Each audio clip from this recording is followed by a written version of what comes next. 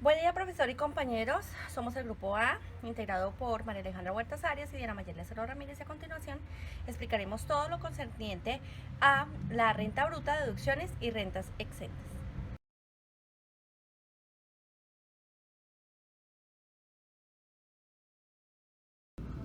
Introducción. A continuación se detallará, mediante sustentación, conceptos y análisis, la aplicabilidad de acuerdo a lo establecido por el Estatuto Tributario en cuanto a las rentas y deducciones en las liquidaciones ante la DIAN. Asimismo, se logrará determinar cuáles son las condiciones que deben seguir las personas jurídicas y naturales obligados a llevar contabilidad o los no obligados, a fin de determinar cuáles son sus obligaciones concretas en materia tributaria por estos conceptos. Primero, renta líquida especial. Las rentas líquidas especiales son aquellos ingresos derivados de la recuperación de deducciones, omisiones de activos, inclusión de pasivos inexistentes o comparación patrimonial. Es aquella que se determina deduciendo de la renta bruta todos los gastos necesarios para poder producirla. La renta líquida especial se muestra en este formulario que vemos acá en el renglón número 64, así como se evidencia acá en estos dos pantallazos que tomamos para la verificación. Artículos 195 al 199 del Estatuto Tributario. ¿De qué nos hablan? El artículo 195 nos habla de las deducciones cuya recuperación constituye renta líquida. El artículo 196 se refiere a la renta líquida por recuperación de deducciones en bienes depreciados. El artículo 197, por su parte, habla de la recuperación de la deducción en las prohibiciones de pensiones de jubilación. El artículo 198 dice que la recuperación de deducciones por amortización cuando el contribuyente obtenga ingresos de este tipo. Por último, en el artículo 199 del Estatuto Tributario, prevé como presupuesto para su procedencia que la Administración Tributaria, mediante liquidación oficial, rehace o modifique las pérdidas declaradas y que hayan sido objeto de compensación en caso en el cual se deben llevar a la renta líquida gravable del contribuyente, como lo indicamos en el formulario anterior. Artículo 237 del Estatuto Tributario. Nos habla del ajuste para el cálculo. Nos dice que para efectos de la determinación de la renta por comparación de patrimonios, a la renta gravable se le adicionará el valor de la ganancia ocasional neta y las rentas exentas, y de esta suma se sustrae el valor de los impuestos de renta y complementarios pagados durante el año gravable que vamos a declarar. Por su parte, el artículo 239 del Estatuto Tributario nos habla de la renta líquida gravable por activos omitidos o pasivos inexistentes. Esto quiere decir que los contribuyentes podrán incluir como renta líquida gravable en la declaración de renta y complementarios o en las correcciones a las que se refiere el artículo 588 en el valor de los activos omitidos y los pasivos inexistentes. Segundo, los artículos 69 al 84 del Estatuto Tributario Nacional.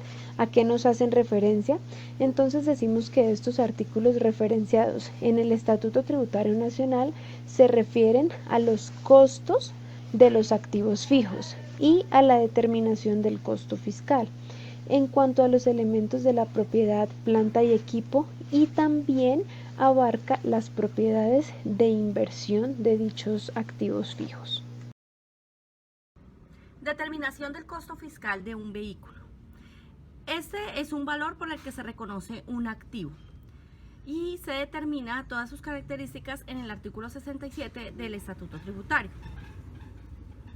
Esto está establecida la liquidación para los obligados a llevar contabilidad en el artículo 69 y 69-1 del Estatuto Tributario. Primero, debe tener en cuenta el precio o adquisición de compra del activo. Se le suman las adiciones, reparaciones e inspecciones que se le han hecho en el transcurso del tiempo a ese activo. Se resta la depreciación por la cual ha transcurrido su vida útil. Y finalmente se tiene el reajuste fiscal de este activo. Para los que no están obligados a llevar contabilidad, que lo regula lo establecido por el artículo 67 del Estatuto Tributario, se tiene en cuenta el precio de adquisición de compra, el costo como tal de construcción o mejoras y las contribuciones por valorización, para tener el neto del reajuste o la determinación del costo fiscal. ¿Cuáles son las similitudes que se tienen entre los obligados o no obligados a llevar contabilidad? Que se toman precio de adquisición de compra más las adiciones de mejora. ¿Y qué diferencias tiene? Que en las personas naturales o no obligados a llevar contabilidad no se descuenta la depreciación. Determinación del costo fiscal por acciones. Estas se clasifican como activos fijos o movibles. Su valor patrimonial corresponde al costo fiscal determinado en el artículo 69 del Estatuto Tributario. Los obligados a llevar contabilidad y para los dos contribuyentes el costo fiscal corresponde al costo de adquisición más los costos adicionales en que se puede incurrir el costo de adquisición hasta que el activo esté en uso. ¿Cuáles son las similitudes entre los obligados o no obligados a llevar contabilidad? Que teniendo en cuenta las NIF se emplea el método razonable y costo amortizado. Y las diferencias están en que las personas naturales determinan sus acciones en sociedades que figuran como valor patrimonial en las declaraciones de renta. Determinación del costo fiscal de un local comercial. Esto se regula mediante el avalúo catastral o autoevalúo. Esto se determina en el artículo 72 del Estatuto Tributario. Las personas naturales y jurídicas o los obligados a llevar a contabilidad toman el mayor valor determinando el avalúo catastral y costo fiscal. Y debe estar en la declaración de renta o en la declaración del impuesto predial del año anterior. Las similitudes están que el avalúo o el autoevalúo está en la declaración de renta o en el impuesto predial unificado del año inmediatamente anterior. Determinación del costo fiscal para personas naturales de una casa de habitación. Estas variaciones para personas naturales emplean la opción que otorga el artículo 73 del Estatuto Tributario. Es un caso especial cuando se desea enajenar el inmueble.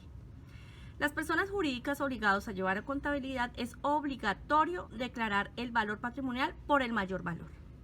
Mientras que los que no están obligados a llevar contabilidad, personas naturales, emplean la declaración de la renta del año anterior y emplea el incremento porcentual ajustado por el Gobierno Nacional. Esto mediante decreto 1763 del 23 de diciembre del 2020. Entonces, ¿cuáles son las similitudes en este caso? Que la obligatoriedad en declarar el valor del costo fiscal del inmueble debe ser uno solo. Y que las diferencias es el cálculo de las depreciaciones que cada uno tiene. Las deducciones para personas naturales y límites de renta líquida. Estas deducciones de personas naturales están atribuidas en el artículo 383 del Estatuto Tributario. Esto depende de cada cédula que caracteriza estas deducciones. Aquí se agrupan diferentes ingresos. Para la cédula general están las rentas de trabajo, las rentas de capital y las rentas no laborales. Las rentas de trabajo están determinadas en el artículo 387 del Estatuto Tributario y es una deducción proveniente de rentas netamente laborales. Aquí se tiene en cuenta los intereses por préstamos de vivienda, pagos por salud, deducción por dependientes, ingresos laborales y el 4 por 1000. En las rentas del capital lo determina el artículo 115 del Estatuto Tributario y es el gravamen por movimientos financieros. Entonces aquí se tiene en cuenta los intereses por préstamos de vivienda, pagos por salud y el 4 por 1000. Para las rentas no laborales, en el inciso 2 del artículo 115 del Estatuto Tributario nos dice que son imputables a las mismas deducciones de rentas o de capital. Esto quiere decir que no puede imputar deducciones a más de una cédula. Otra clase de cédulas son las cédulas de pensiones. Este no admite deducciones en razón a que el artículo 337 del Estatuto Tributario no lo considera. Y por último, la cédula de dividendos y participaciones no admite incluir ninguna deducción. Pero hay una característica especial en el artículo 336 del Estatuto Tributario que establece el límite del 40% en las rentas de trabajo, que no puede exceder 5.040 VTs y se calcula con base a los ingresos netos, es decir, los ingresos totales menos ingresos no constitutivos de renta ni ganancia ocasional. Conclusiones. Como vemos en el artículo 147 del Estatuto Tributario, encontramos que las rentas líquidas especiales son un dinero, ingreso, que es recuperado de cualquier deducción y se deberá especificar dentro de la declaración. Decimos también que las rentas líquidas especiales, como bien lo vimos en el desarrollo de este trabajo, son aquellos ingresos derivados de la recuperación de algún tipo de deducción de una persona natural o jurídica dentro de su respectiva declaración, y es un valor que vamos a denominar ingreso, y este está ubicado en la cuenta número 4 del Plan Único de Cuentas. Por otro lado, es importante saber que el sistema ordinario que establece el artículo 26 del Estatuto Tributario era único método de cálculo aceptado para la liquidación de la declaración del impuesto de renta. Debido a que este impuesto era el único, hubieron cambios que determinaron que hay dos sistemas alternativos y simplificados para el cálculo del impuesto de renta adicionales al ya existente, estipulados en la tabla del artículo 241 del Estatuto Tributario.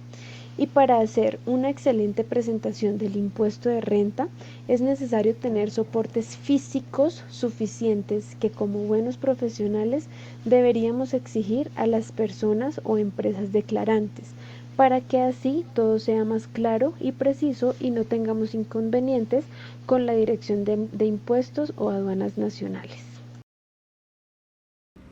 Otras conclusiones. Se comprendió que cuando se toman en cuenta las deducciones en el impuesto de renta de las personas naturales, no se habla de gastos, como se determinan en renta de personas jurídicas.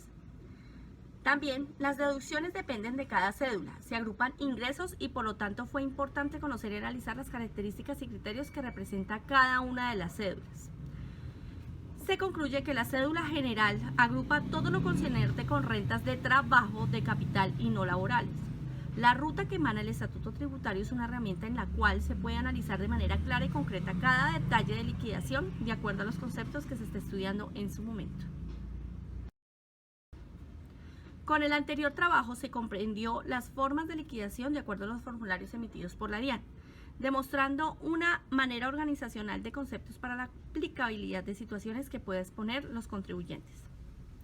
Como contadores públicos, la dinámica del sistema tributario abarca muchas situaciones y es importante el conocimiento de los diferentes conceptos que determinan una excelente liquidación en referencia a las personas naturales o jurídicas.